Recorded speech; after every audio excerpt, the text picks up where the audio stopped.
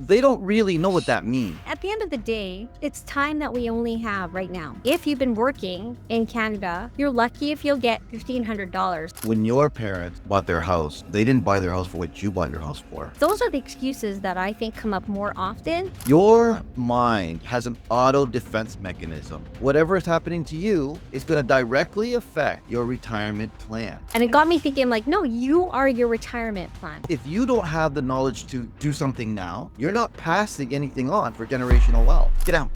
Get down. Get down.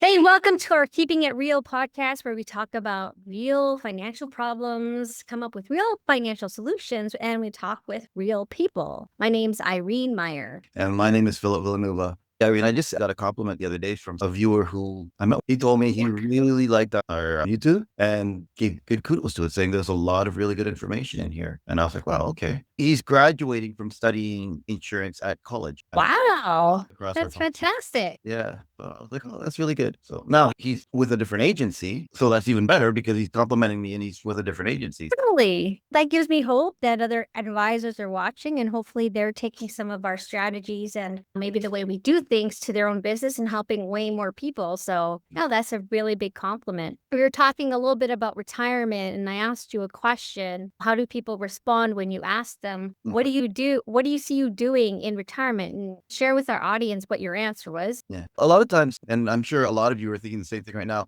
most people say, I'm not going to be able to retire. And with the idea that they're always going to be struggling. It's never going to, like, they're not making ends meet now. So if they can't make ends meet now, they're not going to have anything ready to actually retire. And then on the flip side, you said, but what if they actually could, right? What if let's just envision you actually could. And a lot of those people, a lot of times don't really have an answer to that because it's not a thought that's ever crossed their mind. But even if someone put it, they start saying, oh, I could travel, I'll do all these things. Realistically, they don't really know. They don't actually know if they're ever going to be able to retire because they don't know what retirement really means or what they need to achieve in order to retire. They're just living in the moment today. If I'm not doing this now, for sure, I'm not going to be good then. But they're not doing anything still. My basement needs to be cleaned up, but I never go down there. A lot of times I go down there to do laundry pretty much. Yeah. But there's a lot of stuff that's been collected that I should be going through and junking out a bunch of stuff and doing this and doing that. And then eventually that mess would be gone, out of sight, out of mind. I don't go down there until I do laundry and I'm like, okay, I don't worry about it. But it's still in the back of my mind. That's a really good analogy, because I was thinking when you were talking, like, you have a bunch of junk there. And truly, if you think about it, it's really not hurting anything that it's there. Eventually, whether it's now, later, or when you're like 100 years old, someone's going to have to deal with that mess. Somebody's going to have to deal with that mess. So do you deal with the mess and then continue to maintain that mess or maintain the cleanliness of the mess? Do you do that now, or do you just wait till it becomes that you have to do something? Exactly. And then you keep getting reminded of it because you still go down there to do laundry, just like somebody who might get reminded of the fact they're, oh, shoot, I still have this credit card to pay off. Oh, shoot, I don't have any savings. People keep talking about savings. And so there's like little bits, and there's proof along the way that we know we have to do something with our retirement, let's say, for instance. But like you said, oh, I'll get to that later. Yeah. And then when later comes, it's too late. Yes. That's the problem. Right? Okay. So here's some of the things that there are a lot of people who think about retirement. You know what? I'm going to be okay because I'm going to have pension. I'm going to have old age security. I'm going to have these things, right? They don't really know what that means. They think they're going to have government help. Well, I'm going to be older. The government's going to help me out a little bit. I'm going to have this. I'm going to have that. You're really not, right? Or they think I'm going to get it ready to retire. I'm not going to spend as much as I'm spending now. These are preconceived ideas that you are creating to justify not getting ready, because those are all myths. If you think you're going to spend less when you retire as you are now, you are living on cloud nine, because that's not the truth. Right. Too many statistics, too many studies show that it actually could even be the opposite, where you end up spending more. Yeah. Retirement, right? So if you're not spending the same amount, you're spending more. There's the beginning stage of retirement, and people call it different age or whatnot, the early start of retirement. And then you'll have that point of retirement where maybe you're not spending as much per se, like going traveling, or you're not doing stuff like that. You're starting to slow it down a little bit. And then there's the last stage of it. Some people call it like the no-go stage or whatever, where you're too old to really do it. You're like 85, 90 years old, and you're just struggling to get to the bathroom, if you will. You're done with that. With those comes other expenses. That's You're right. traveling because you have other expenses that you need to get to the bathroom or while you're in the Yeah. bath. And those are the things that people just, they don't envision, or they're not wanting to envision. Just anything, right? No. At the end of the day, it's time that we only have right now. It's time. It's like that's the only thing you have going for you at this point in time. Like in this second, you, whoever's watching, has time. And there goes 3 seconds. So time is actually running out. So the longer you put off cleaning your basement, the more work it actually becomes later on for either you or somebody else. I actually think that's another myth. They think that whether it's the government subsidy or government help benefit, again, they have no idea. Yeah. They have no idea. They have no idea how much that's going to be. And by the way, if you're lucky, if you even get maybe between Canada Pension Plan and Old Age Security, if you've been working in Canada for most of your life, you're lucky if you'll get, at least in this day and time, $1,500 for both of them. Here's a challenge that I would love people watching this video to think that they'll be okay because of the Canada Pension and Old Age Security. I would love everyone to challenge this. Take your income right now that you're making, if you're working, take your income, take half of it, put it into a TFSA just for, I want to say, 4 months, and live off the other half. Whoa. And see if you can do it. Because if you can, you might be okay with Old Age Security and CPP, right? But if you can't, you won't be. Or if it's, oh, that's impossible. If the first thought is that's impossible, live half my paycheck, then Well, there you go. there, The only thing you could do right now is to start putting away money for that person who's going to be living on $1,500 a month. yeah. That's what you're doing. Yeah. You're putting money away for that person, whether you think it's you or not, it is. You're putting away money so that person doesn't have to just live on $1,500 a month. I tell you right now, I pay about $1,000 in rent, and I have a roommate, and they pay the other half. So I don't know what rent is right now for a 1-bedroom, 1-bathroom. But I'm looking and I'm like, it's more than $1,000. And that doesn't leave very much. $500 a month in groceries and utilities, not very much.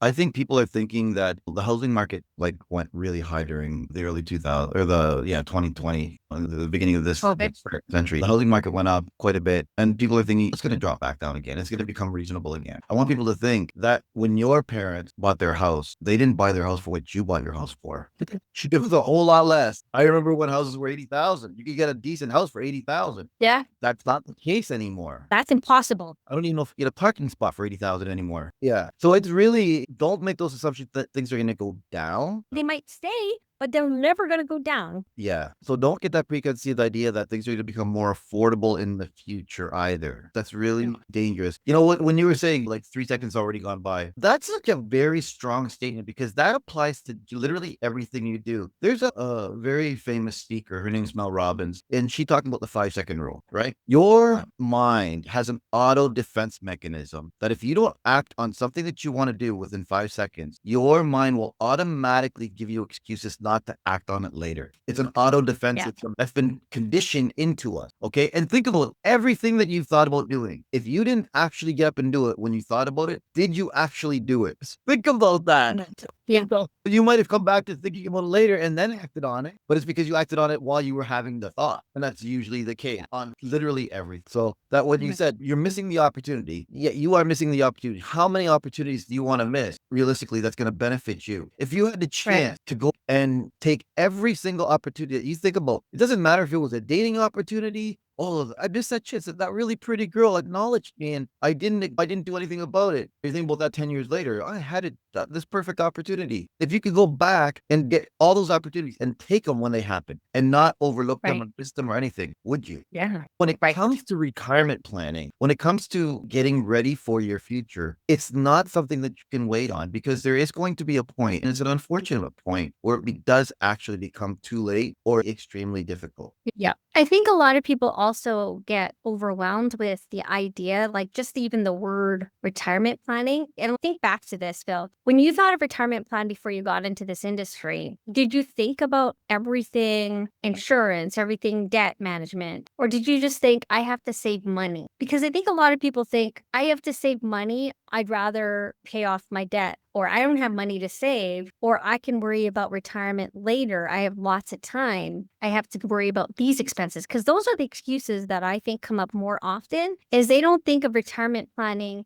as something you can do even while you're young. And also taking into account, it just doesn't take saving, because of course there's a difference between saving and investing, but it doesn't just take saving to build a retirement plan. The retirement plan is, where do you see yourself yourself living? How much debt do you think you want to have when you retire? Do you want your house paid off? Where are the kids going to be? Are you going to live in the same province? Things like that. Once you start thinking that retirement plan is holistic, then you start realizing there are so many other things that goes into this than just saving enough money. And let's put it this way: if you think just gonna save money, and you think of investing as saving, let's just investing like in a way of and investing is not just putting money into an RSP. That is investing, but that's not what that could be considered saving too. So let's say they think saving. I've started an RSP. Okay, I'm going to even say $800 every single month into my RSP. Let's just say that. Okay, so I'm saving. Okay, so I'm gonna be ready for my retirement. By the time I projected it, I had somebody do my retirement income amount, and if I keep putting this a certain amount into my RSP, I will be good. I will have all my savings. It won't be an issue. And here's the kicker on that. Okay, that's great. But have you accounted for tax? Because eventually that money got to come out. Yeah. If you got 5 million sitting in an